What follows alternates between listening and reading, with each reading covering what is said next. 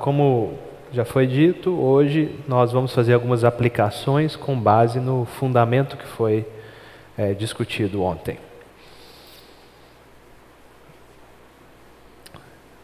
Para quem não veio, e para quem veio é bom lembrar, nós discutimos sobre o aspecto econômico da vida, da criação de Deus e quais são as suas normas.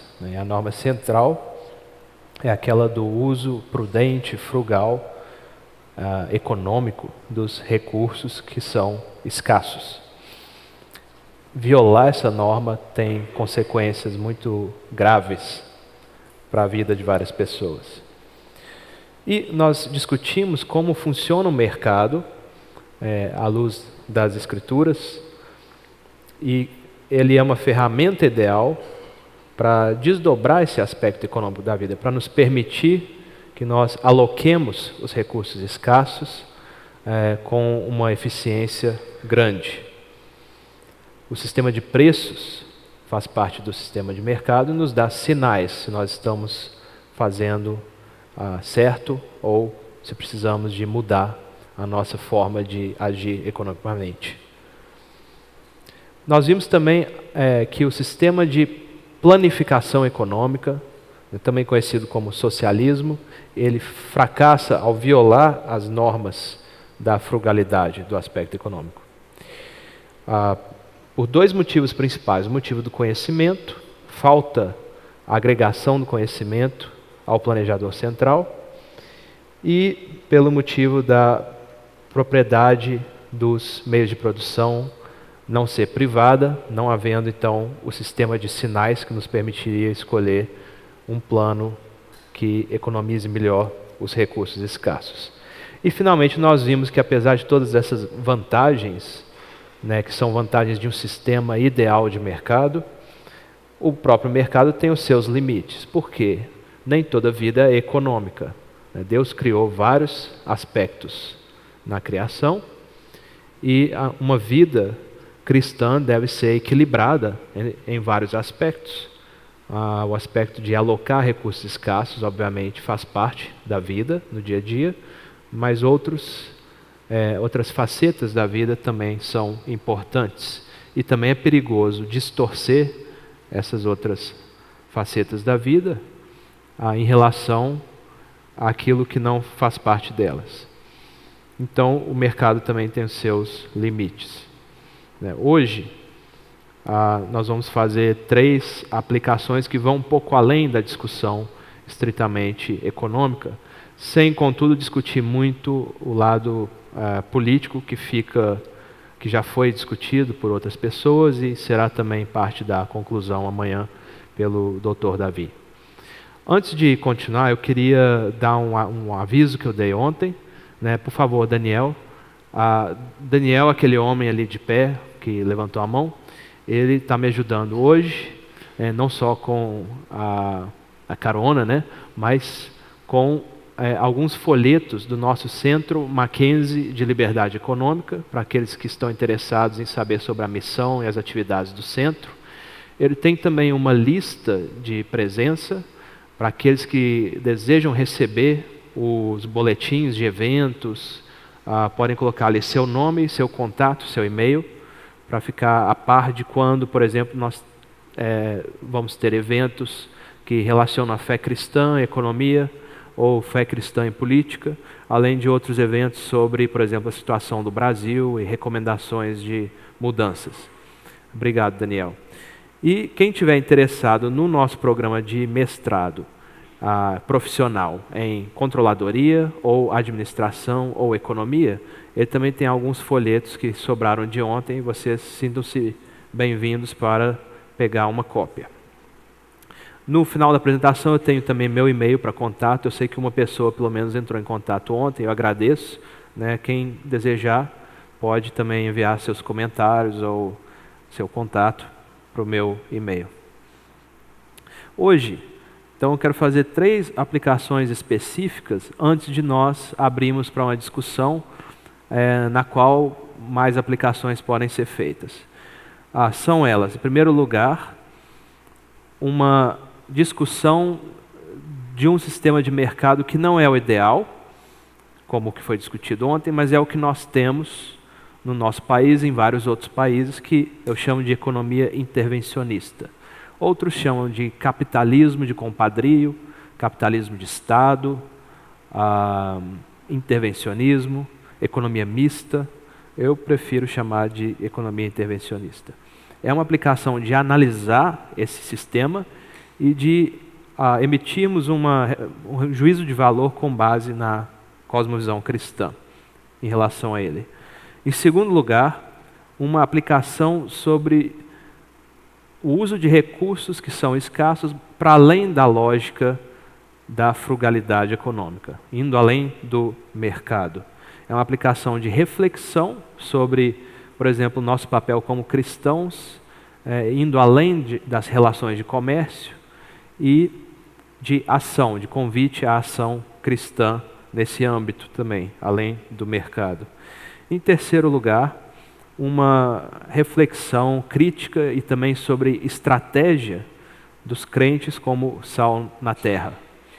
Qual deve ser a estratégia adotada, já que nós, não é por acaso, organizamos uma conferência para discutir política e economia do ponto de vista reformado. Então, aqui isso nos convida em termos de estratégia para o movimento cristão nessas áreas. E então, se tudo der certo, haverá mais tempo para discussões ao final. Então, o primeiro aspecto aqui da apresentação é sobre a economia intervencionista. É aquela economia de mercado que não é o ideal. Se não estamos no mercado ideal, como então nós vamos entender, interpretar e também avaliar, julgar a situação da nossa economia atual?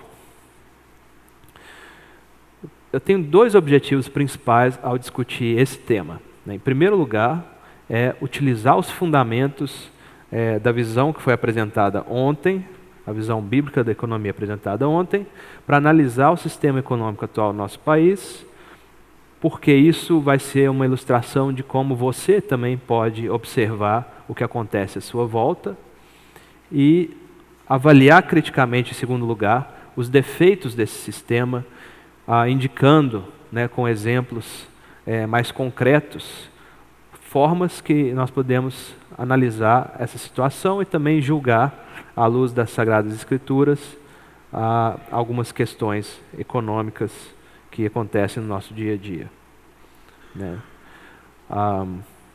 Eu, depois que coloquei essa foto, eu notei que nós temos alguns cartazes com dizeres políticos e logo abaixo tem um empreendedor lá dizendo água e pintura no rosto.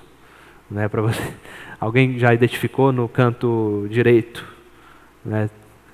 Eu achei interessantíssimo, porque eu falei do empreendedor que está alerta à oportunidade ontem. E esse sujeito foi não para protestar, mas para servir aqueles que estavam protestando, que vão ficar com sede ou vão querer uma pintura no rosto.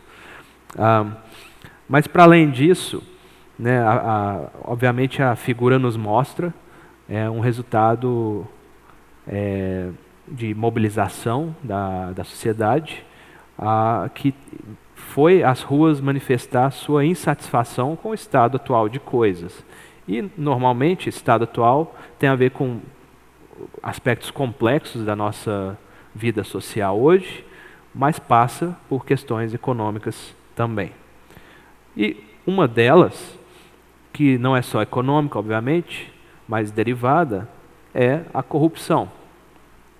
Nós temos um sistema de economia intervencionista que, dentre outras coisas, torna possível ou torna mais fácil a prática da corrupção financeira, aquela troca de favores, muitas vezes políticos ou burocráticos, em troca de pagamento indevido. E, obviamente, a população fica indignada com isso. O importante, do ponto de vista cristão, é entender não só a imoralidade, a falta de ética por trás da corrupção financeira, como entender também do mesmo ponto de vista cristão, que nós temos um sistema montado que facilita mais essa prática, né, em relação a sistemas alternativos que contêm o poder do intermediador, né, daquela pessoa que vai liberar ou não certas atividades, né, criando um ambiente em que, bom, se existe um dono do carimbo para liberar ou não, né, o quanto ele está disposto a receber para facilitar a minha vida. Então, é importante pensar por esse ângulo também, não só o ângulo do moralismo, mas o ângulo mais analítico, né? Se nós temos um sistema de regras, leis, instituições que contém um pouco a perversidade, a pecaminosidade da natureza humana, ou que contém mais esse mesmo impulso, né? Se nós tivéssemos instituições parecidas em um país de primeiro mundo, a minha aposta é que haveria mais corrupção nesse país. Então não é uma questão que o branco nórdico anglo-saxão tem mais moralidade do que nós, né? A natureza humana é a mesma, mas como as coisas estão montadas em alguns outros países, há menos facilitação desse tipo de prática. E, obviamente, nós temos uma sociedade em que algumas pessoas, eu diria minoria, têm acesso a muito mais coisas, a muito mais oportunidades do que a grande maioria das pessoas. E isso não tem a ver, notem que a gravura mostra uma desigualdade de resultados, do resultado final. Algumas pessoas vão ter mais profundo da gravura, né, os bairros mais nobres, e outras pessoas vão ter menos, né? A gravura mostra esse contraste. Mas isso é um resultado final de um longo processo, né? E, por trás desse processo, eu quero mostrar que a forma como a economia intervencionista é montada, ela já começa a excluir pessoas do acesso a boa parte das atividades econômicas que elas poderiam ter acesso num mercado mais liberalizado. E nós temos a economia dos campeões nacionais. Obviamente os impostos são altíssimos, e não precisamos nem de pensar muito se eles de fato são traduzidos em serviços do governo que são prometidos, né, saúde, educação, estradas, combate à criminalidade. Mas o que eu quero frisar aqui é que boa parte do dinheiro dos cofres públicos vai para grandes empresas. Há uma redistribuição de você para um grande empresário que foi eleito como um dos campeões nacionais que merece um favor especial, um privilégio especial do governo. E a balança da justiça, sim, ela não está equilibrada dessa forma. É esse tipo de análise que eu proponho dessa situação. Quais são as marcas de uma economia intervencionista? Eu listei algumas, obviamente isso não esgota o assunto, é mais para nós começarmos a refletir sobre isso, nessa aplicação. Mas, de fato, não estamos numa economia socialista, né? Aqueles que querem soar um pouco mais sensacionalistas sobre isso vão dizer, não, o Brasil é um país altamente socialista, porque o governo controla muito, mas temos que lembrar que do ponto de vista conceitual, o socialismo é aquele sistema em que o Estado controla os meios de produção. Né? Não é o caso aqui. O Estado controla como nós, que temos a propriedade privada, usamos a nossa propriedade privada. É uma outra espécie de controle. Né? Não é um mercado livre, mas também não é um mercado centralmente planejado, apesar de haver um alto grau de centralização na nossa economia. Então existe propriedade privada e o governo controla pesadamente o seu uso por meio de regulações, critérios burocráticos, regrinhas, impostos para todo nível de governo, para todo assunto e assim por diante. Dependendo da indústria, mais regulações, dependendo menos. Há vários tipos de controle sobre como você e eu usamos a nossa propriedade na nossa economia. A regulação por indústrias específicas, setores específicos da economia, cada uma com seu impacto específico nesses setores. a regulação no mercado de trabalho, por exemplo, a obrigatoriedade de um certo salário mínimo, benefícios diversos que são obrigatórios por lei também, tornando, obviamente, a contratação mais difícil, a demissão mais ainda.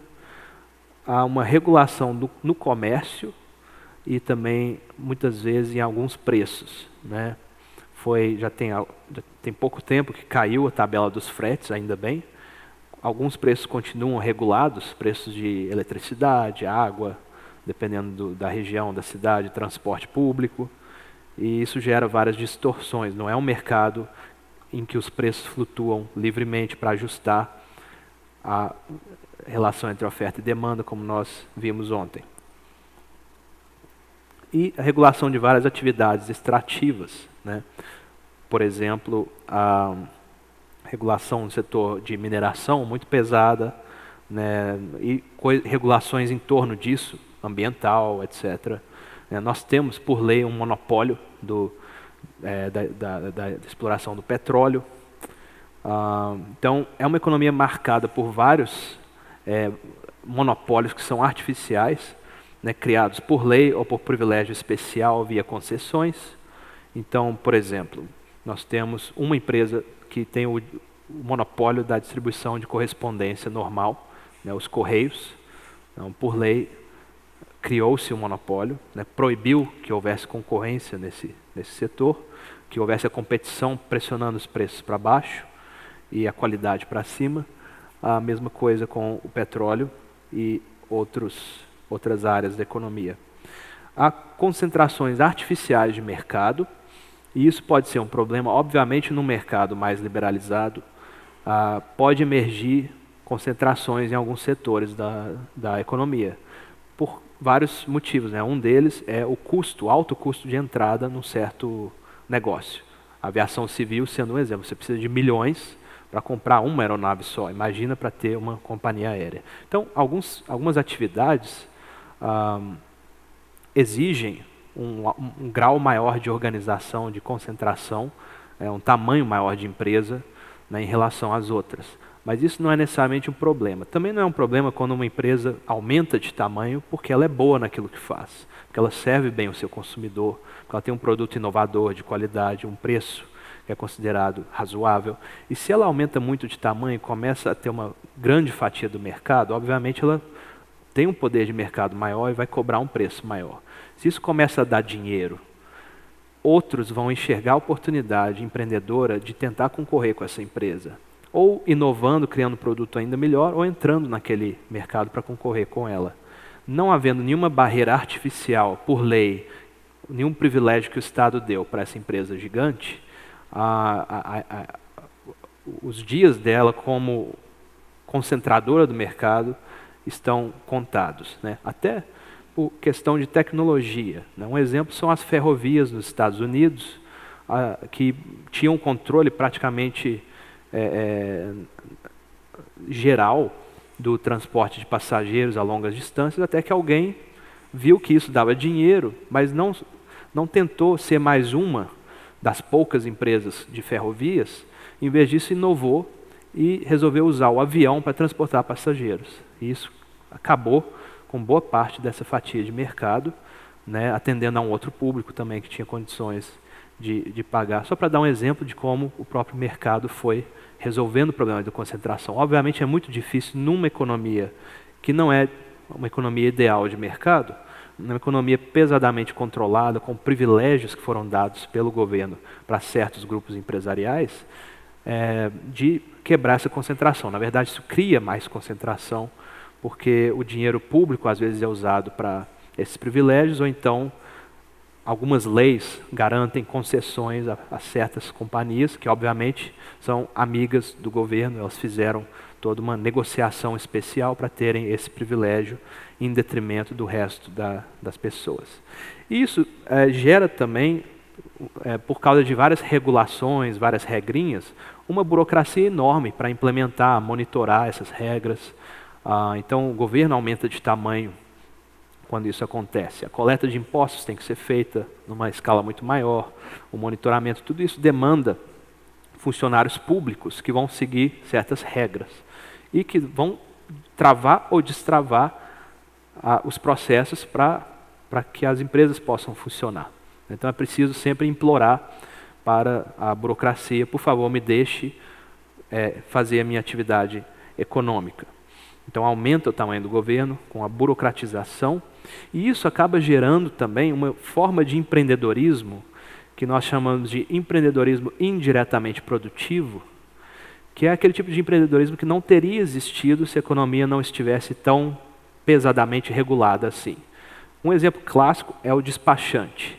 A figura do despachante existe porque existem todos esses controles, essas regrinhas, esses processos que levam tempo, levam dinheiro e que muitas vezes nós queremos evitar fazer pessoalmente. Então nós terceirizamos para o despachante. Se não houvesse todas essas regrinhas, o esforço criativo daquele empreendedor como despachante, a sua inovação, o seu alerta à oportunidade estaria melhor empregado numa atividade que o mercado de fato estaria demandando. Ele só passou a demandar o serviço dele porque existem essas regrinhas que devem ser contornadas de alguma forma ou devem ser superadas. São obstáculos que são colocados na vida econômica e devem ser superados aos poucos, né? Provavelmente o mercado para profissionais da contabilidade, da advocacia, estaria também minguado em uma grande parcela, porque as leis seriam mais simples, seriam poucas, os impostos, as taxas seriam fáceis de interpretar e também no nível mais baixo. Mas essas pessoas estariam redirecionando sua atividade para setores mais desejados pela dinâmica de mercado. Então, uma das outras marcas é que nós temos uma grande concentração de energia, de esforços, de dinheiro, de investimento em empreendedorismo indiretamente produtivo. E nós temos, obviamente, um sistema que distribui privilégios. A democracia moderna, ela é um sistema de distribuição de privilégios. Nós temos minorias que são muito bem organizadas, são vocais, têm grande poder de defender seu ponto de vista e de se articular, porque são grupos relativamente pequenos, conseguem se reunir, se articular e conseguem demandar privilégios especiais por parte dos legisladores. Esse é o papel que o lobista faz frente aos governos municipal, estadual, federal. É um papel reconhecido pela nossa democracia, porque afinal ela é representativa, ela tem que representar certos interesses, mas é muito mais fácil ela refletir os interesses desses grupos bem articulados, que têm o poder de financiar lobistas, que vão escrever a lei, inclusive, e entregar para o legislador, propor lá no parlamento, para que essa lei seja aprovada. E isso é um contrassenso, às vezes, porque é interessante pensar que boa parte dessas regulações são defendidas pelas próprias indústrias que são reguladas. Elas se beneficiam disso ao pedir mais regulação para elas próprias, porque elas têm gordura para queimar, elas conseguem pagar lá os advogados, os contadores, para poder responder às regulações, atender os fiscais. E, ao fazer isso, elas criam uma barreira para a entrada de concorrentes menores, que não dariam conta de pagar esse custo todo para poder preencher essas regulações. Então, os setores mais concentrados da indústria tendem a ser também os mais regulados. E é interessante porque muitas vezes se defende a regulação justamente porque o mercado ficou concentrado. E é preciso regular e quebrar os monopólios para que volte ao mercado de concorrência. São eles que querem que mais regule a própria indústria, para manter de fora a concorrência potencial. Então, só um adendo aqui, muitas vezes a sua defesa de uma economia de livre mercado, ela vai enfrentar ou vai contradizer os interesses de grandes grupos empresariais, industriais que estão flertando, né, com a atenção do governo. E isso soa um pouco como o discurso que se escuta às vezes na esquerda, por motivos completamente diferentes, que eles são contra os capitalistas, né? E eu vou dizer, hoje o maior inimigo do capitalismo como sistema, do livre mercado como sistema, não são os socialistas. O experimento socialista fracassou em vários países, já já mudou no Vietnã, Camboja, China já tem mudado bastante, Cuba está começando a se abrir, então sobra a Coreia do Norte. Os maiores adversários do capitalismo são os grandes grupos capitalistas que se beneficiam de capturar o poder do governo para manter de fora a concorrência, para se blindar da lógica de ter que concorrer no mercado sendo mais competente, sendo mais inovador. Então, uma vez que chegaram lá em cima, eles vão tentar se blindar da lógica do mercado. É importante notar isso, porque muitas vezes, e aqui é interessante notar um ponto de diálogo, inclusive com a esquerda, muitas vezes eles vão fazer críticas a certas injustiças que eles observam na nossa sociedade, partindo de um pressuposto diferente, mas com as quais nós podemos também concordar e falar, sim, de fato existe uma injustiça muito grande quando um grande grupo empresarial consegue usar o poder do governo para se blindar da lógica de ter que servir ao próximo no mercado, para ganhar privilégios especiais, para montar um sistema que beneficia poucos em detrimento do resto, porque não é um sistema de igualdade diante da lei. Então nós podemos concordar com esse ponto de vista, sem muito esforço, né, sem muita manobra, e sem abandonar uma posição mais favorável à economia de mercado. Então, sendo críticos a uma economia intervencionista, justamente porque ela não é uma economia de mercado ideal. Numa economia intervencionista, o Estado é montado para distribuir privilégios. Então, ele parte do pressuposto de que faz sentido você montar um sistema político, econômico, que não seja pautado pela igualdade diante da lei. E, obviamente, colocado dessa forma, nós podemos enxergar um problema muito grande. Né? Porque, por exemplo, nós lemos na lei de Deus que a igualdade diante da lei é importante. Né? Quando se instrui, não fareis, em Levítico 19, não fareis injustiça no juízo, na hora de julgar, de resolver os conflitos. Não aceitarás o pobre, nem respeitarás o grande. Com justiça julgarás o teu próximo. Então, por um lado, não seja conivente com algum erro que foi cometido só porque a pessoa é menos privilegiada, mas por outro, não privilegie aquele que já é grande. Não deixe ele blindado de passar por um processo de justiça só porque ele é respeitável à luz da sociedade. Então, a justiça deve ter esse equilíbrio. Com justiça julgarás o teu próximo. E nós vemos uma condenação muito forte, também no Novo Testamento, né, há uma visão que coloca as balanças da justiça muito mais pesadas para um lado do que para o outro. Né? Quando Tiago fala dos ricos oprimindo os pobres e recebendo favores especiais no sistema de justiça.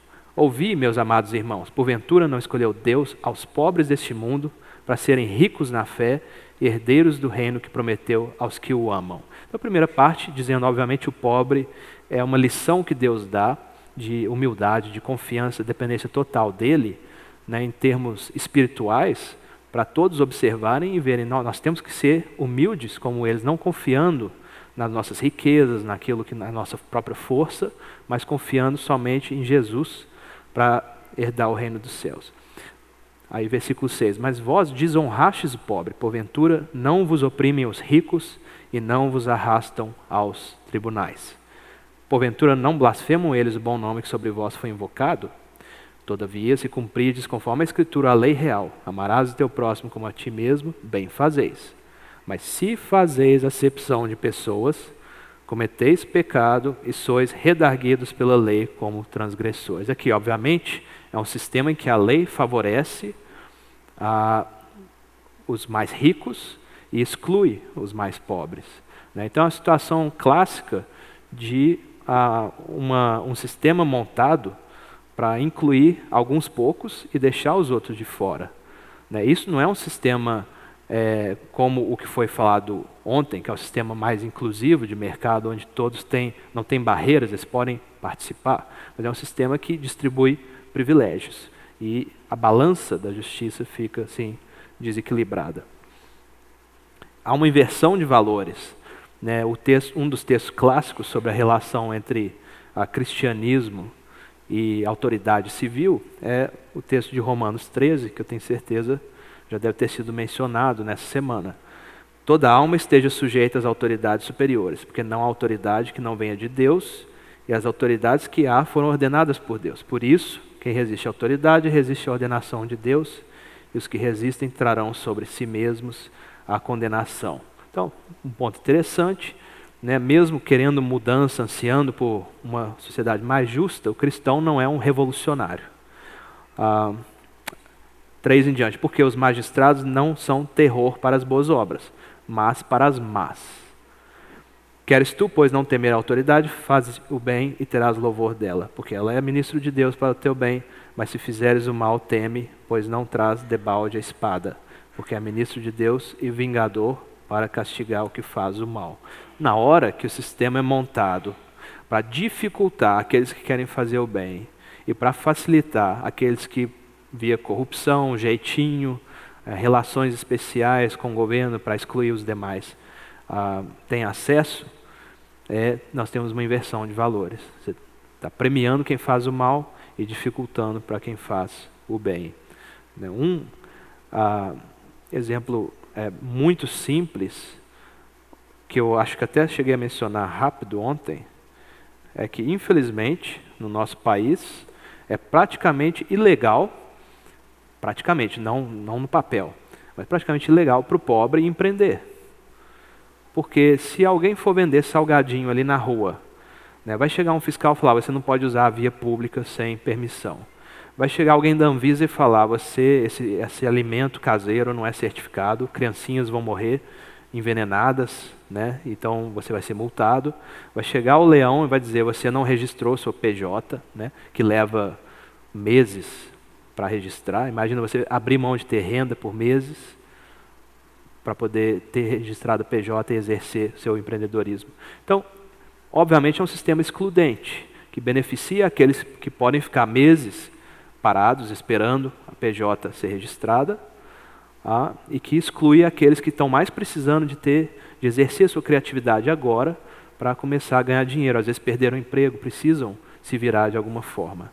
Né? Não é à toa que lá no nosso Centro de Liberdade Econômica, Mackenzie, nós temos pesquisado a relação entre informalidade do mercado de trabalho e o grau de liberdade econômica em cada estado brasileiro.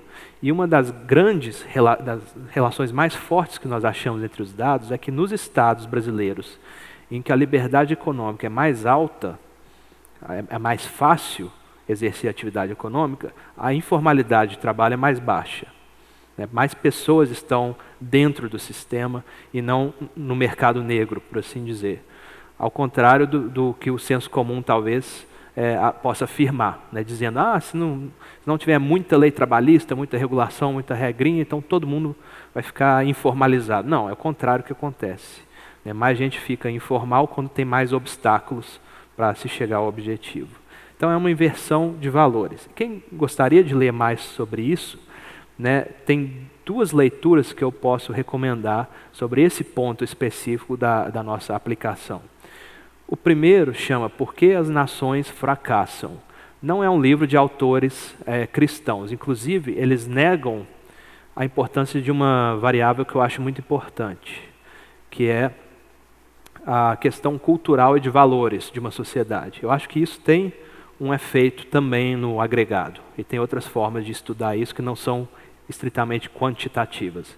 Mas do ponto de vista deles, a variável-chave é alguns países dão mais certo, não só por sorte ou azar, ou por não ter furacão e guerra civil, mas porque eles montaram instituições e regras e legislação que são mais inclusivas, que pressupõem a igualdade de todos diante da lei, que não barram o acesso das pessoas ao sistema com base em critérios arbitrários. E outras nações que fracassam, que não dão certo, historicamente e hoje também, mantêm um sistema de privilégios que excluem grande parte da população e que premia só uma elite que está no poder. seja ela uma elite étnica, né, pertencente a um certo grupo, racial, étnico, nacional, linguístico, ou uma elite social mesmo, aqueles que têm mais dinheiro e que vão passar a ter ainda mais dinheiro porque estão por cima do sistema que foi montado para excluir os demais. Então esse é um livro muito interessante, é um livro que tem sido muito citado e que tem hoje orientado boa parte das ações de vários organismos internacionais que pensam sobre pobreza, desenvolvimento ao redor do mundo e que recomendam políticas públicas. Fica recomendada essa leitura. O segundo é de 2 autores cristãos, para contrastar, mas que tratam de um tema parecido. Chama-se A Pobreza das Nações e foi escrito em conjunto entre o teólogo Wayne Grudem e um economista, Barry Asmus. E eu trouxe uma cópia desse livro para depois ser entregue a uma pessoa aqui. É um livro que nós temos usado lá no Mackenzie como um livro-texto de uma das disciplinas. E ele mostra também, inclusive do ponto de vista cristão, né, a injustiça que é montar uma economia intervencionista que exclui a grande maioria do acesso ao bem-estar econômico. Então ficam essas 2 sugestões e a primeira discussão nossa de hoje foi sobre uma análise da economia muito parecida com a que nós temos no Brasil, que é a economia intervencionista. Não é só o caso do Brasil, obviamente, mas boa parte da América Latina e de países na África, na Ásia, que sofrem desse problema. Nós podemos voltar a discussões de aspectos da economia intervencionista no momento de perguntas e respostas. Segunda aplicação. Eu falei ontem que o mercado, obviamente, não resolve todos os problemas de alocação de recursos materiais. Nós temos pessoas que, mesmo numa economia próspera, de um mercado liberalizado, ainda assim não conseguirão se sair muito bem. Não vai ser um número grande de pessoas, mas vai ser um número que não deve ser ignorado. Né? E o que deve ser feito para ajudar essas pessoas? Se o mercado não resolve todos os problemas materiais, será que o governo, então, deve dar um passo adiante para suprir essa lacuna, resgatar aqueles que estão numa situação de emergência? E o que eu quero trabalhar com vocês hoje é uma resposta talvez um pouco controversa. Não necessariamente. Tá? Não é que eu negue que haja qualquer papel de emergência para o governo resgatar pessoas que estão morrendo de fome ou passando por uma necessidade muito grande. Pelo problema do conhecimento, eu preferiria que não houvesse nenhuma diretriz de Brasília sobre isso, porque o burocrata lá em Brasília não conhece necessariamente o bairro aqui que está passando necessidade. É melhor que a solução desses problemas fique o mais perto possível do próprio problema.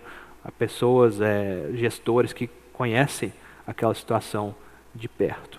Esse é o princípio federalista que até é usado por analogia no sistema de governo presbiteriano, que fala que a maior parte da capacidade de lidar com as questões tem que ser concentradas no nível mais perto dessas questões possível, o nível mais local possível. Então, eu acho já que o município de São Paulo é grande demais, que podia ser desmembrado em subunidades, porque ele como um todo já é muito, muito centralizado, muito grande. Então, cada localidade teria mais capacidade de lidar com os problemas locais. Mas eu também quero considerar com vocês que há outras formas de suprir essa lacuna que não passam necessariamente pelo governo. Muitas vezes é ruim buscar no governo soluções para problemas que não são de ordem da chamada justiça pública. Né? Então, o magistrado civil tem o poder de espada, e ele consegue com essa espada, com a coerção, com o uso da violência, né, de compelir as pessoas, ele consegue usar esse poder de espada melhor quando os problemas que ele está tratando são problemas da espada. Um crime de violência, de agressão, homicídio. Né, a espada é muito efetiva para lidar com isso. A espada não é tão efetiva assim para lidar com oferta e demanda, preços, salários, transferência de renda. Isso começa a complicar, porque a Bíblia nos diz, não furtarás, por exemplo. Então, quando você usa a espada para obrigar uma pessoa a ajudar a outra que precisa, você começa a entrar numa área perigosa, porque a Bíblia não diz não furtarás, exceto se a maioria decidiu no voto no legislativo que vai haver redistribuição de renda. Ela não coloca esse asterisco e acrescenta isso. No entanto, como cristãos, a Bíblia nos manda sermos generosos com as nossas posses para aqueles que estão precisando. Não quer dizer que eu, que quero ser generoso para ajudar uma pessoa que precisa, vou aprovar que o governo tire do seu bolso para dar para aquela pessoa que precisa. E, no entanto, no nosso sistema de economia intervencionista, isso é a regra e não a exceção. Seria melhor que fosse a exceção e no nível local, como eu coloquei. Mas há um aspecto que não é o econômico, mas é o aspecto ético, que lida exatamente com esse tipo de realidade. Ele é regido por uma outra norma, não é a norma da alocação frugal de recursos escassos. Ela pode envolver a alocação de recursos escassos, mas não de uma forma frugal, mas de uma forma sacrificial. Ela é regida pela norma do autossacrifício em prol do próximo. Pode ser que, por questão de amor ao próximo, eu abra mão dos meus direitos, né? Digamos, se na sua casa você tinha combinado com seus pais que no fim de semana você iria fazer alguma outra coisa, trabalhar mais talvez, mas eles precisaram de ajuda. Talvez, mesmo tendo sido combinado, você se dispõe a abrir mão desse seu direito que foi combinado, sacrificando-se para ajudá-los. Alguém ficou doente, precisou disso, não tem problema. Então, pode não ter a ver tanto com alocação de recursos escassos, mas pode ter a ver também com eu sacrificar, abrir mão dos meus bens, ou de parcela dos meus bens, para ajudar o próximo que precisa. Obviamente, nada fica isento das leis da economia. Nada que é escasso fica imune das leis da economia, mesmo que esteja funcionando em um outro aspecto. Então, se estamos pensando na caridade cristã, no sacrifício para ajudar o próximo, também é preciso ter prudência, né? Não violar as leis da economia, para que eu não seja imprudente ajudando o próximo e fique impossibilitado de ter mais no futuro para ajudar mais. Mas nós temos sim um mandamento bíblico de ajudar. 1 João 3, quem pois tiver bens do mundo e vendo seu irmão necessitado, lhe cerrar o seu coração, como estará nele o amor de Deus? Meus filhinhos, não amemos de palavra, nem de língua, mas por obra e em verdade. Então, como eu falo que sou cristão, só da boca para fora. Quando eu vejo um necessitado e me recuso a ajudá-lo. Agora, qual a melhor forma de ajudar o necessitado? Essa é uma outra pergunta interessante. No aspecto econômico, nós vimos que tem várias formas de servir as pessoas em uma relação comercial. Agora nós estamos falando de uma relação não comercial, porque o mercado tem os seus limites. Né? Estamos falando além do mercado. Eu tenho que mencionar algo que tem sido negligenciado tristemente nas nossas igrejas, que é o ofício do diácono. O diácono, como oficial da igreja, ele é escolhido por Cristo, né? Não, a igreja não é uma democracia, não é uma teocracia. Então, Cristo escolhe o diácono como oficial da igreja, como seu representante, para trazer o amparo e o socorro ao lar do necessitado na congregação. Pode ser que ele não esteja necessitado materialmente falando. Sim, pode ser que seja uma família que não se integrou à congregação, precise dessa facilitação por parte dos diáconos. Mas na maior parte dos casos, e mesmo quando nós lemos em Atos sobre a instituição do ofício de diácono, são questões relacionadas à carência material. E esses homens têm as qualificações bíblicas para portarem esse ofício de representantes de Cristo no lar, trazendo no lar das pessoas da congregação, trazendo o amparo. E tem, dentre várias outras qualidades, a sabedoria e a prudência para julgar qual a forma melhor de ajudar essas pessoas. Pode ser que numa emergência eles precisem de um resgate imediato. não passar fome, para recuperar, para comprar remédio, para poder recuperar a saúde. Pode ser que eles precisam de uma ajuda de longo prazo, talvez uma instrução sobre como controlar suas finanças, sobre como talvez até começar um negócio próprio, se for o caso. Então, é importante frisar que o diácono não é o porteiro da igreja, né? Isso, você pode ter uma equipe, funcionários que podem limpar e cuidar das cadeiras, dos móveis,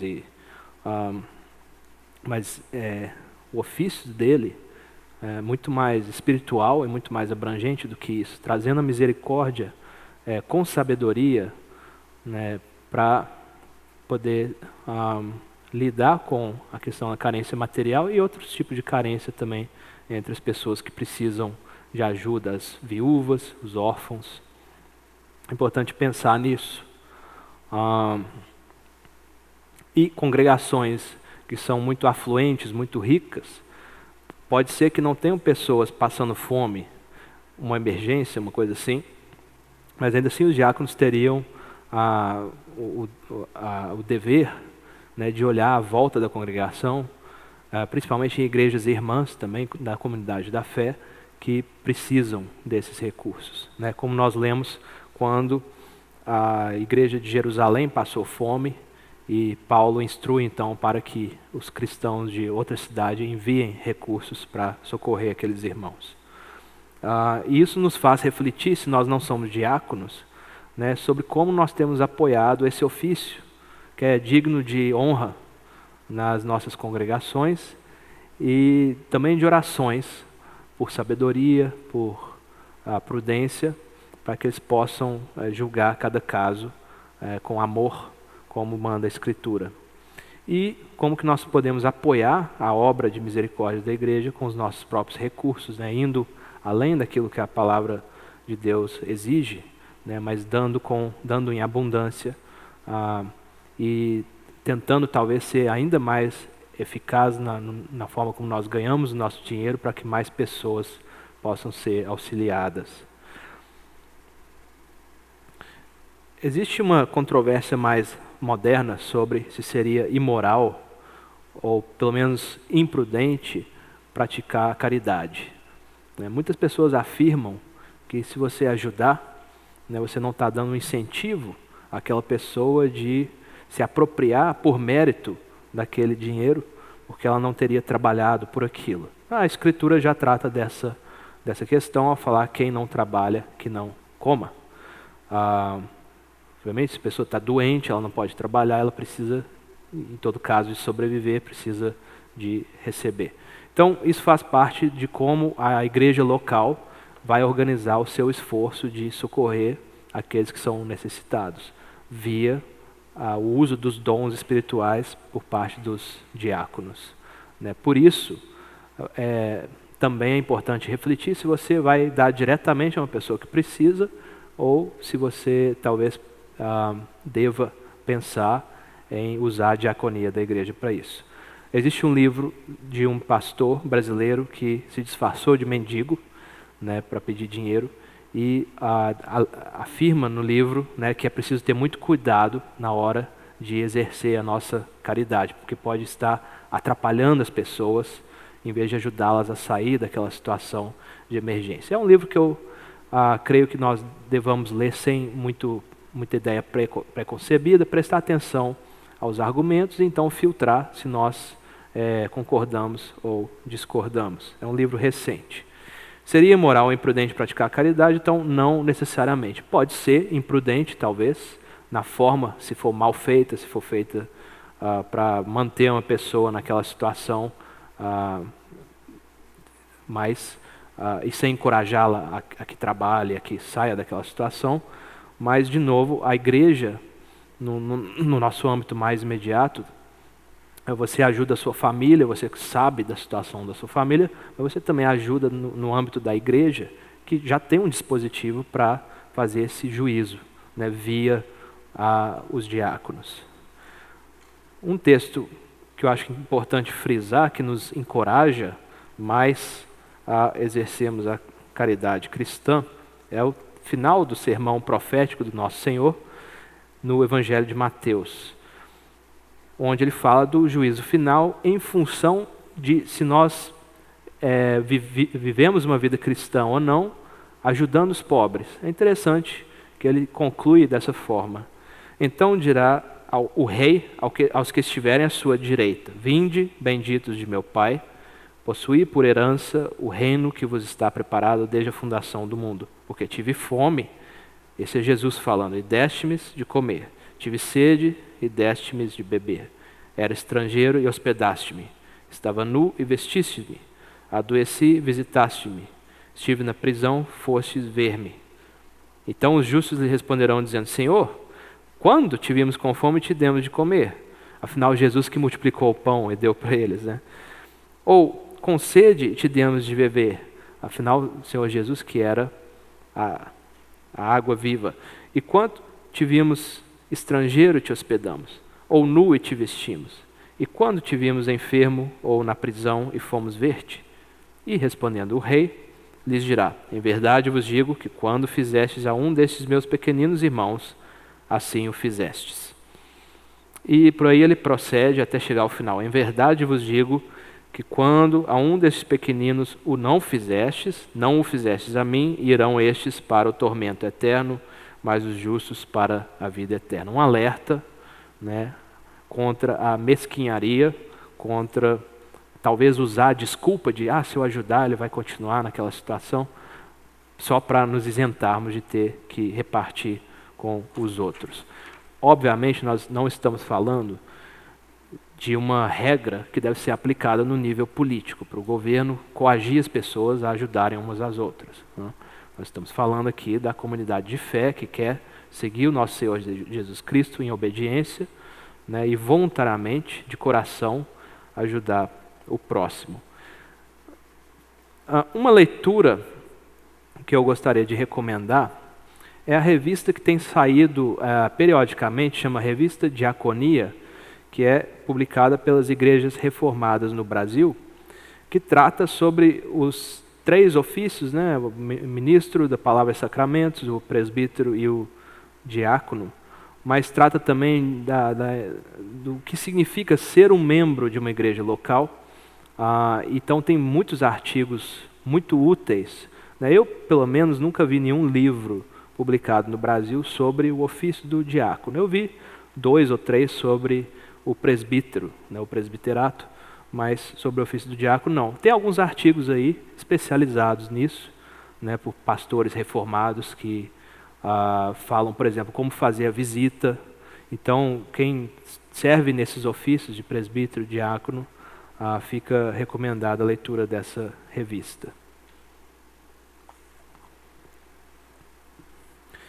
Agora, obviamente, além da esfera eclesiástica, vão continuar existindo lacunas, né? Nós podemos tratar das nossas viúvas, órfãos, dos nossos pobres na igreja, e de fato é uma vergonha que ainda existam pobres na nossa igreja, não por questão de evangelho da prosperidade, mas porque não devia haver falta, carência entre nós, se nós estivéssemos obedecendo o nosso Senhor. E se nós estivéssemos sendo eficazes no socorro e na misericórdia. Então, mesmo assim, muitas pessoas não estão numa comunidade eclesiástica, passam ainda necessidade, têm problemas reais, concretos, que envolvem posses materiais para serem resolvidos. Algumas perguntas comuns que surgem, né? Então, se eu tenho um sistema de mercado em que o Estado se limita a prover a justiça pública, como que aqueles que não podem pagar pelo seu tratamento de saúde poderiam ter acesso, então, a uma saúde de qualidade, né, se eles não podem pagar? Outro tipo de pergunta comum: como nós poderíamos montar e manter uma escola de qualidade cobrando uma taxa acessível para aquelas pessoas que não poderiam pagar? Eu acho que na escola perto de onde eu trabalho, cerca de R$2.000 por mês, né? Obviamente é uma taxa muito alta do que a maioria das pessoas consegue pagar. Por que a igreja institucional não deve necessariamente fazer essas coisas? É uma terceira pergunta que aparece. Bom, se A igreja é uma das esferas principais na qual nós atuamos, inclusive com os nossos bens para ajudar o próximo que precisa de ajuda. Isso quer dizer então que a igreja vai dar escola, hospital, universidade, etc., para os seus membros? Não necessariamente. Tá? É bom que cada esfera tenha o seu lugar que Deus criou, né? E a igreja cuida de pregar a palavra, ministrar os sacramentos, ministrar a disciplina. Né? E ela tem, inclusive, lutado muito para tentar fazer isso com fidelidade hoje. Ela precisa melhorar, na minha opinião, essas 3 coisas fundamentais que a igreja institucional deve fazer. Mas então, como fazer, por exemplo, a escola cristã, o hospital filantrópico e outras coisas assim? Para responder essas perguntas, eu recomendo muito que leiam sobre como isso foi feito em países em que, no passado, a fé cristã, inclusive reformada, predominou. Né? E eu me refiro ao caso, por exemplo, da Holanda, no final do século XIX, começo do século XX, quando a fé reformada era a fé da maioria da população, e eles elegeram um pastor, também jornalista, escritor, Abraham Kuyper, como primeiro-ministro. E ele era membro do partido reformado, chamado Partido Antirrevolucionário, porque era um partido que negava a ambição totalitária do Estado que foi defendida pela ideia da Revolução Francesa. Aquele Estado que é pai e mãe de todo mundo, que dá as escolas para todos, então todo mundo vai na escola pública, que dá saúde, que vai cuidar de todo mundo na velhice. E o Partido Antirrevolucionário entendeu que isso era uma manifestação de idolatria. Por um lado, as pessoas da Revolução Francesa defendiam um individualismo radical, cada um faz o que bem entende, e nós vamos mudar os valores tradicionais da sociedade. E, por outro lado, defendiam um Estado agigantado que vai cuidar de todas essas coisas, né, de cima para baixo. E o Partido Antirrevolucionário, sendo ele cristão, se manifestou contra essa ideia de um Estado totalitário dessa forma e foi defendendo várias causas para tomar de volta o poder que o Estado usurpou da sociedade. Uma delas foi, por exemplo, a causa da escola privada. Quando o Estado estatizou todas as escolas por igualitarismo, para que todos tivessem acesso à mesma educação, o Partido Antirrevolucionário disse: não, nós somos cristãos, nossos filhos têm que ser educados na escola cristã. É inconcebível que eles sejam educados numa escola, entre aspas, neutra, né, que não confessa a fé cristã. E tomaram de volta o direito de educar seus próprios filhos. E ainda tomaram também o direito de pegar de volta parte dos impostos que iria para a educação estatal, para que eles pudessem pagar, assim, a educação privada nas escolas cristãs. E com isso eles foram montando várias campanhas até que ele chegou à posição de governo. Escreveu muito sobre o papel de cada esfera da sociedade numa sociedade cristã. Então, eu quero dar alguns exemplos práticos, né, além desse exemplo da Holanda, de como esse setor, que não é nem o mercado, nem é o governo, consegue se organizar para prover algumas coisas que nós precisamos. Existem modelos de escolas cristãs que são paroquiais. Por exemplo, a igreja institucional é dona das escolas cristãs, que é o modelo anglicano, né, muito praticado no Reino Unido, onde a taxa que é paga a essas escolas é muito baixa e as igrejas sustentam essas escolas.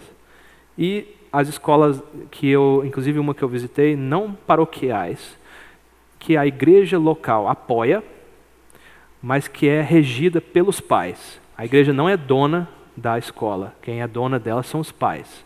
Então os pais governam a escola, escolhem o currículo, eles têm uma fundação filantrópica que arrecada os fundos, tem uma junta que é de diretores e tem uma junta externa que verifica a questão da transparência, se os recursos estão sendo bem geridos, se os funcionários estão trabalhando com eficiência, que é um conselho, né, de curadores.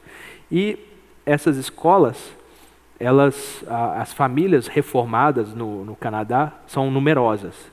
E as escolas atendem a famílias grandes, né, de 6 filhos, 7, 8, 9. Eu cheguei a ficar hospedado numa família de 12 filhos, obviamente. Os mais velhos já tinham se casado, saído de casa. Como, se você tem 12 filhos, você vai bancar uma escola cristã privada? A solução que eles encontraram no resto do Canadá foi campanhas para que o governo devolvesse o dinheiro dos impostos para as famílias usarem na escola que elas quisessem, aquele dinheiro que seria para a educação. Na província onde eu visitei, a escola não tinha essa possibilidade. Então a igreja se mobilizou para cada família assumir o compromisso de doar para a causa da escola, além da doação para missões, para a própria congregação, $1.000 por mês, cada família. Então as famílias de 12 filhos pagavam 1.000, e as famílias com aposentados, com os filhos que já saíram de casa, também pagavam 1.000. Os casais jovens pagavam 1.000, de forma que ninguém ficou sobrecarregado. Obviamente alguns têm renda menor, outros maiores, mas toda a igreja entendeu que a promessa que se faz de apoiar os pais que batizaram suas crianças, para que elas sejam criadas de forma cristã, envolve também não só orar por aqueles pais, mas também ajudar aqueles pais a não ficarem tentados a colocar a criança na escola pública gratuita e não cristã, muitas vezes anticristã. Um outro exemplo, nos Estados Unidos existem vários planos de saúde, um inclusive se chama Samaritano, que são planos de saúde cristãos. Um plano que eu olhei recentemente, ele permite que você pague muito mais do que o prêmio que você teria que pagar pelo seu seguro de saúde, justamente para que esse excesso auxilie pessoas pobres que não teriam condições de pagar além de uma certa taxa e que vão precisar talvez de um tratamento. Se essa pessoa escolher compartilhar a informação, no aplicativo do plano vem: você está ajudando essa família, eles estão com tratamento de câncer, esse é o nome dele, a foto, você vai também ore por essa pessoa.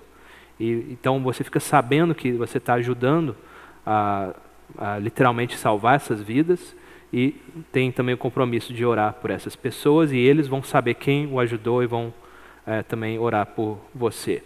Interessante. E as pessoas, para reduzir o custo disso, elas também se comprometem, por exemplo, a fazer exercício regularmente, a não beber muito, a evitar o cigarro, o fumo, para que reduza o custo do plano de saúde, né? Então, do lado do custo e do lado da receita, tem essa lógica que não é uma lógica comercial. Obviamente, todos têm que pagar um pouco para que seja sustentável, mas uns pagam muito mais. De coração, eles estão doando, exercendo a caridade dessa forma. Várias faculdades confessionais nos Estados Unidos decidiram ser estritamente confessionais, então elas subscrevem a uma declaração de fé. Todos os seus funcionários, seus alunos estão cientes disso, ou muitas vezes têm também que subscrever a essa declaração de fé. E elas escolheram, por causa disso, serem sempre pequenas, não querer expandir, não querer abrir mais vagas para ter mais mensalidade, para crescer de tamanho. Aí também escolheram não fazer pesquisa avançada com laboratórios, com coisas que custam caro. O foco no ensino, formar pessoas na graduação. Do ponto de vista cristão, usando a cosmovisão cristã e uma ética cristã nas relações de trabalho, a relação entre professor e aluno no dia a dia. O financiamento dessas faculdades é feito parcialmente pelas matrículas, mensalidades que as pessoas pagam, mas principalmente por doações de ex-alunos ou de cristãos da comunidade de negócios, da comunidade da cidade, que tem interesse em contribuir para uma educação cristã de qualidade, né, reduzindo assim o custo das mensalidades. São várias que eu posso citar, né. Boa parte da possibilidade de se fazer isso é uma economia menos regulada, né. O governo tem menos regras para esse tipo de arrecadação, tem menos imposições de currículo, de tamanho dos prédios, de razão entre professor e aluno. Não existe uma regulação do MEC dos Estados Unidos sobre como tem que ser o currículo, como tem que ser o formato dos cursos. Existem várias associações privadas de credenciamento dos cursos, em vez de existir um credenciamento só via Ministério da Educação.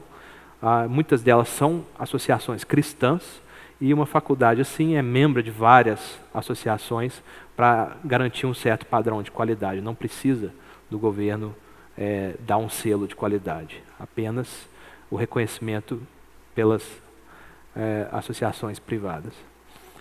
Financiamento de missões. Eu faço parte de um projeto que chama Global Scholars, que tem a missão de infiltrar professores cristãos em faculdades que não têm uma confissão de fé obrigatória. Então, são consideradas universidades seculares. E por quê? Para trazer não só um testemunho na relação entre aluno e professor, com a oportunidade de apresentar o Evangelho, mas também trazer uma perspectiva cristã na sua disciplina. Isso é financiado pela própria pessoa levantando os fundos. No meu caso, eu não fiz nada, porque eu tenho um salário que já cobre todo o nosso gasto, mas muitas vezes eles indicam nomes para darem aula na Albânia, ou digamos no Oriente Médio, na Ásia, né, onde muitas vezes o salário não vai cobrir as despesas, os planos de saúde, para a mudança da família. Então, cada indivíduo pode ir nas igrejas, ter um sistema montado para fazer a arrecadação. Eles dão treinamento para a pessoa fazer um boletim de notícias sobre a família, como tem andado, para poder pedir doações por parte dos indivíduos e das igrejas parceiras. Institutos de pesquisa e de mobilização. Toda essa discussão nos leva a pensar, por exemplo, como nós podemos entender melhor a visão bíblica de economia, política, sociedade. E muitas vezes fica em nós um desejo de montar talvez um grupo de pessoas que vão ler coisas, discutir coisas, talvez pesquisar coisas, porque são profissionais dessas áreas, como cristãos. E no exterior existem vários institutos assim.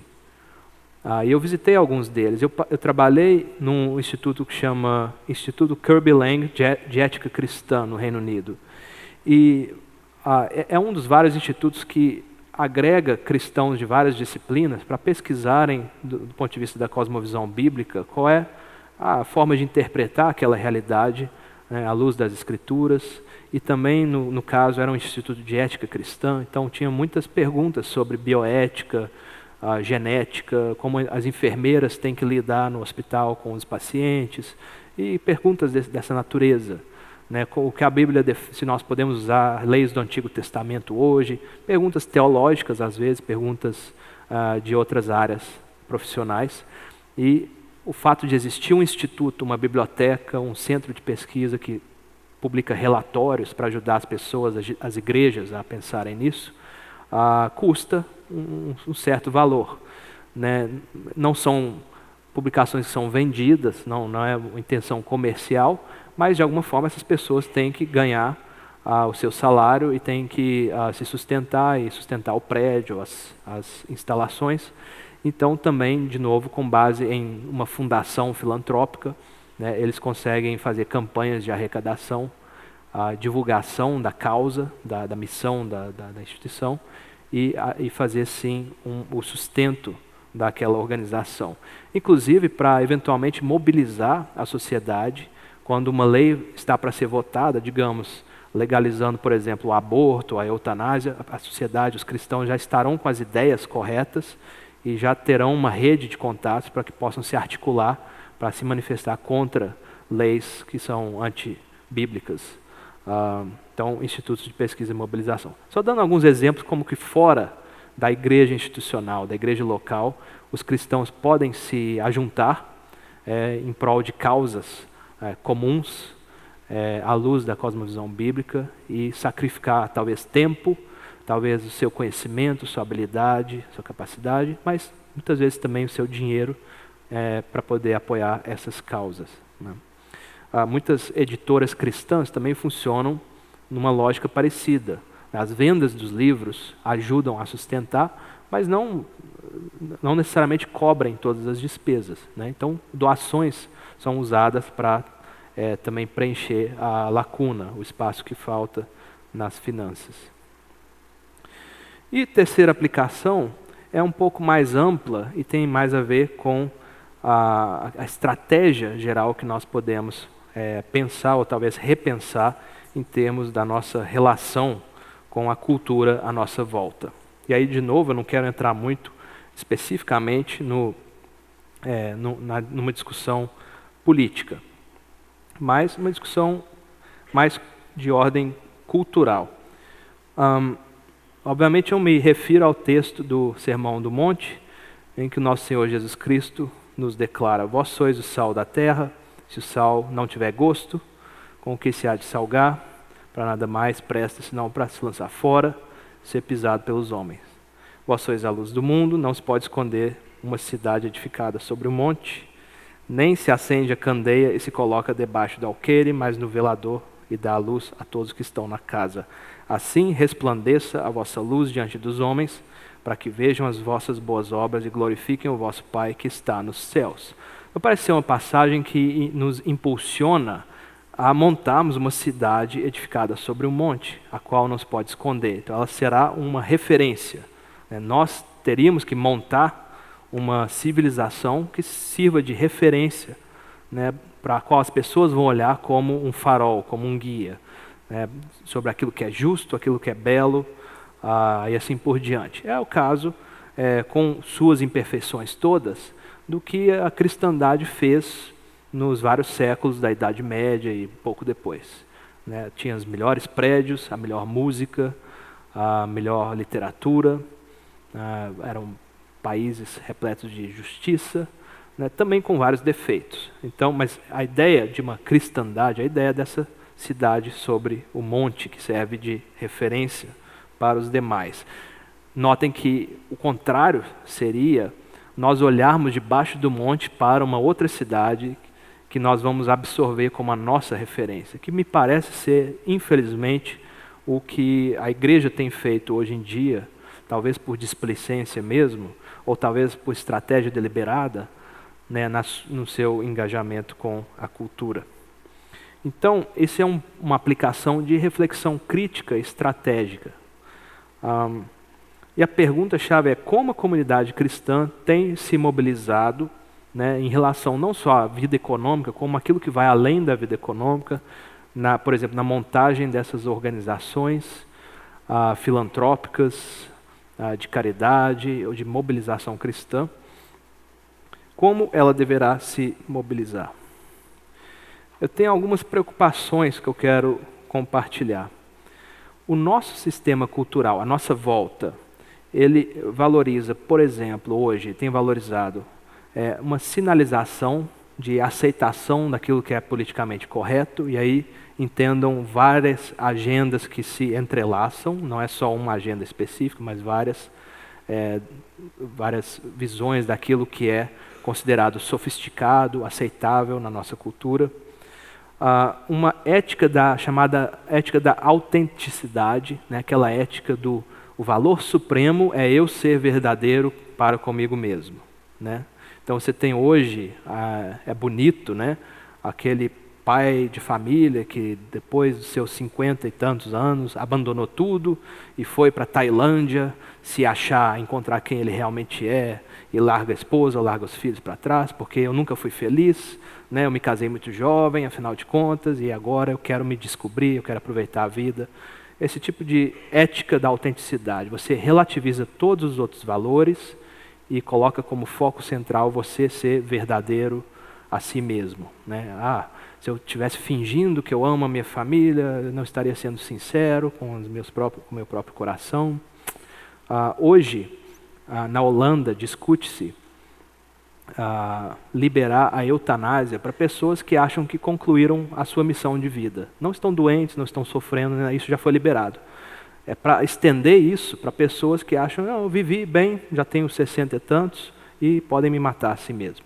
Um dos argumentos, obviamente, é que o Estado holandês tem cuidado, pegou para si o dever de cuidar né, dos idosos, dos pobres, de todo mundo, ser o pai e mãe de todo mundo, e isso fica pesado, fica custoso. Então, matando boa parte da população, eles conseguem reduzir o custo. Isso é um dos argumentos mais absurdos que são colocados, mas o argumento interessante é que muitas pessoas estão resistindo à ideia de estender a eutanásia ainda mais, porque certas pessoas que estão já num nível avançado de Alzheimer, etc., não conseguem dizer que é o desejo delas serem mortas pelo Estado. Então, é a única barreira que várias pessoas enxergam para concordar com a ideia é simplesmente isso, que você não consegue expressar aquilo que você autenticamente deseja. Então, aquilo que você autenticamente deseja é o valor supremo para uma sociedade decidir se ela vai deixar ou não que as pessoas escolham serem assassinadas dessa forma. Muito triste. É um país que, 100 anos atrás, era um país de maioria cristã, que tinha um partido reformado político, que tinha uma influência, era luz no mundo, e agora, nesse nível de degeneração. Ética da autenticidade. Outra coisa à nossa volta. Fragmentação social e o hiperindividualismo. É essa ideia de que nós não temos mais um senso de comunidade. Cada um mora no seu canto, na cidade grande. Se a igreja animar de fazer uma reunião de oração, por exemplo, ela vai ser às 10 da noite, e aí ou você vai na reunião, ou você vai usar poucas horas do dia com a sua família, que já são poucas. Quem aqui consegue, pouca gente eu acho, consegue ter uma refeição por dia em casa, em família, sentado em volta da mesa? Difícil. A cidade grande é isso. Né? Então, nós temos... E aí surgem pessoas com as ideias mais malucas para expressarem sua individualidade. Né? Seja como for, usando roupas estranhas e hábitos estranhos, linguagem estranha. Por quê? Essa fragmentação social, nós temos perdido o senso de comunidade local, de pertencimento a uma causa maior. Né? A causa somos nós mesmos. Eu descobri a minha verdadeira identidade ser verdadeiro a isso. E nós temos uma mentalidade que coloca Estado contra o mercado, contra toda essa realidade que nós temos discutido, e nada no meio. E eu tenho mostrado hoje que é possível ter várias associações, várias comunidades entre o indivíduo, entre o mercado e entre o governo. Mas se não tivermos isso, pensem bem, por um lado nós temos uma reafirmação do hiperindividualismo, mas por outro nós temos aquele gigante, o Estado, contra nós que estamos sozinhos, sem nada no meio, sem comunidade para nos proteger. Muito perigoso. Então, não é à toa que nós podemos observar hoje uma zombaria, ou talvez uma repulsa da vida simples, em família, em casa, no lar. Né? Pensem, por exemplo, nos estereótipos da mulher de carreira que é apresentada nas novelas, na nossa cultura, contra aquela que decidiu, não, eu vou cuidar dos meus filhos em casa, vou cuidar da casa, ou do pai que resolve não ficar 80 horas por dia, por semana no seu trabalho para superar, para vencer na vida, subir na carreira, e prefere voltar para casa para ter a sua vida em família, para ser um pai presente em casa. Isso é zombado como ficar para trás, ou não ser estratégico sobre a carreira. É visto como um empecilho à vitória. A vitória é considerado seu bem-estar material à luz dos olhos do mundo. Existe uma tensão que eu percebo hoje, e isso me preocupa, entre a vida urbana, e não vamos pensar em qualquer cidade, vamos pensar especificamente em São Paulo, já que estamos aqui, com a vida cristã. Eu não sei como o conselho de uma igreja local em São Paulo consegue fazer a visita a todas as famílias, trazendo a palavra de Deus a todas as famílias da congregação, ajudando a preparar para o sacramento da ceia, conhecendo as questões, a luta de cada família, as dúvidas de doutrina que cada família tem, se o sermão é feito na congregação, se precisa de mudar alguma coisa, trazer para os diáconos informação, olha, essa família está passando uma necessidade prática, precisa ser visitada. Eu não sei como isso pode ser praticado numa cidade como São Paulo, com a vida que nós temos, com os horários que nós temos. E o efeito disso de longo prazo nós temos visto. São preocupações que eu tenho. Tá? Então surge aí uma necessidade e uma pergunta. A necessidade é, nós precisamos recriar, reconstruir uma civilização, uma subcultura que seja cristã, que se paute pela cosmovisão cristã. E a dúvida é, qual é a solução desses problemas? Obviamente a resposta, como sempre, é, bom, em primeiro lugar nós temos a palavra de Deus, com suas demandas, seus requerimentos, suas exigências, mas em segundo lugar nós temos a palavra da graça, das boas novas do Evangelho, que em todo esse fracasso estrondoso nosso, como cristãos engajados na cultura, apesar disso, o Senhor Jesus Cristo morreu por essa falha nossa também, por esses pecados de omissão nossos. E Ele também viveu uma vida de obediência plena que conta em nosso favor. Então, para não desanimarmos, nós podemos olhar para Ele como aquele que venceu todos esses problemas, e inclusive o pior problema de todos, o nosso pior inimigo, que é a morte. Isso nos dá força para caminharmos adiante, mas também temos que pensar em nos arrepender e refletir. Algumas soluções têm sido propostas do ponto de vista mais interpretativo desse problema. 4 visões têm predominado em meios mais reformados. O primeiro é a visão dos 2 reinos que tem ganhado muito fôlego, que é de manter separadas as duas coisas. A visão bíblica ela tem uma ligação muito mais direta com a sua vida eclesiástica. E não existe necessariamente uma visão bíblica específica sobre como nós devemos fazer educação, saúde, vida econômica, etc. Nós podemos ter mais tranquilidade em simplesmente com o nosso impulso de crentes transformados pelo Evangelho, tentando obedecer à lei de Deus de cada forma, não ter a pressão de achar que existe uma visão bíblica específica para cada área da vida. Então, essa é uma visão que é defendida em alguns meios reformados. A segunda visão é um pouco oposta a isso, que é chamado reconstrucionismo, que é uma visão, inclusive tenta resgatar princípios da vida de Israel no Antigo Testamento para serem vividos hoje. Pelo menos no seu espírito essencial, essas leis do Antigo Testamento nos orientam a reorganizar uma sociedade cristã radicalmente diferente daquela que nós temos hoje. Então é preciso reconstruir a sociedade à luz da palavra de Deus. A terceira abordagem, aquela que eu tenho usado para pautar os meus argumentos, é uma abordagem que defende a noção de que Deus na criação colocou esferas separadas na vida, e cada uma tem a sua lógica própria, tem as suas leis internas próprias. Então a lei da economia, eu mostrei que é aquela lei da frugalidade, a norma da vida ética, a norma jurídica e assim por diante. E é importante que cada uma delas floresça, seja desenvolvida no seu potencial, à luz das Sagradas Escrituras, por pessoas vivendo em sociedade juntas. É preciso criar comunidades confessionais, especialmente, que interpretam o mundo e agem nele à luz da Bíblia. Então, por que nós cristãos não nos organizamos em uma associação política, uma associação de trabalho, uma associação escolar, uma associação de hospital e assim por diante? Como cristãos, usando a cosmovisão bíblica para nos orientarmos em cada uma dessas associações. E a última, que eu considero que não exclui a de cima, e que talvez seja particularmente relevante hoje em dia, que é uma estratégia temporária. Temporariamente é preciso nós nos retirarmos do engajamento com a cultura anticristã, meio que para desintoxicar a comunidade da fé, para repensar o nosso papel na cultura. Por quê?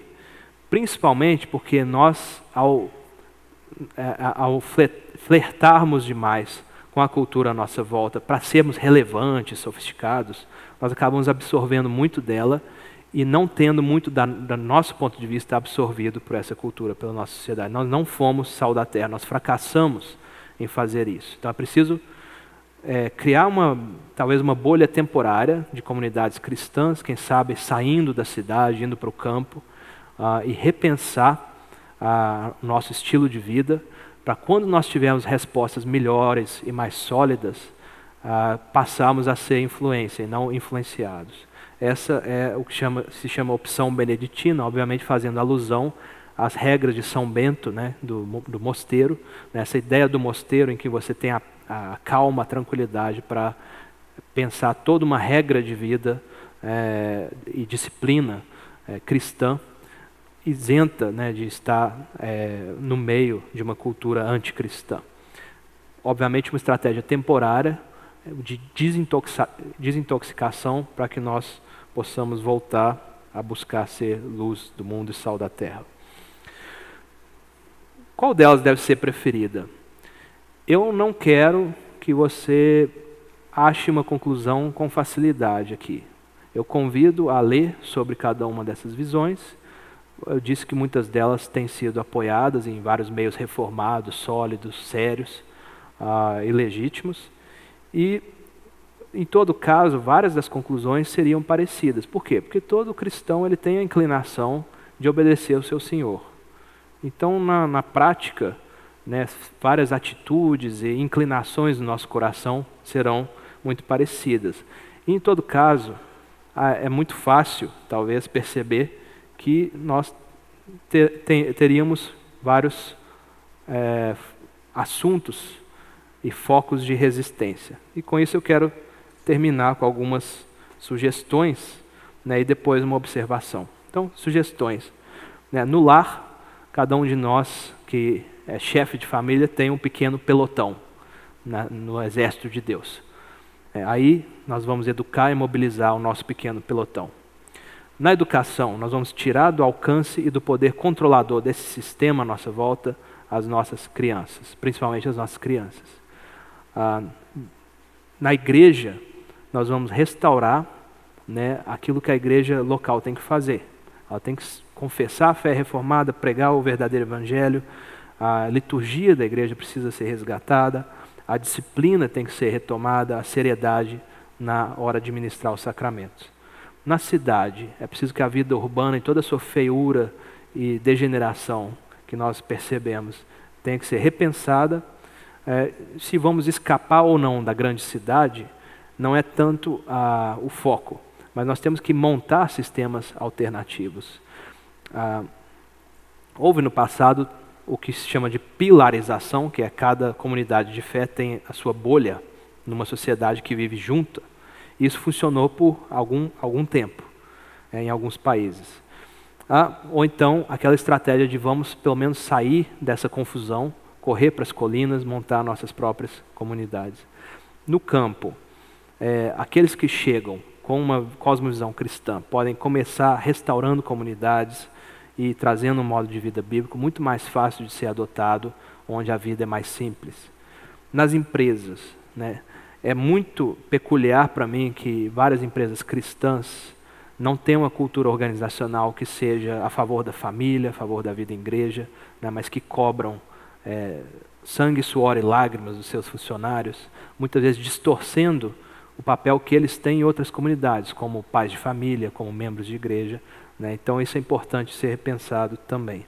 Na sociedade civil, ocupando espaço e desenvolvendo profissionalmente essas associações que nós temos o potencial de criar como cristãos.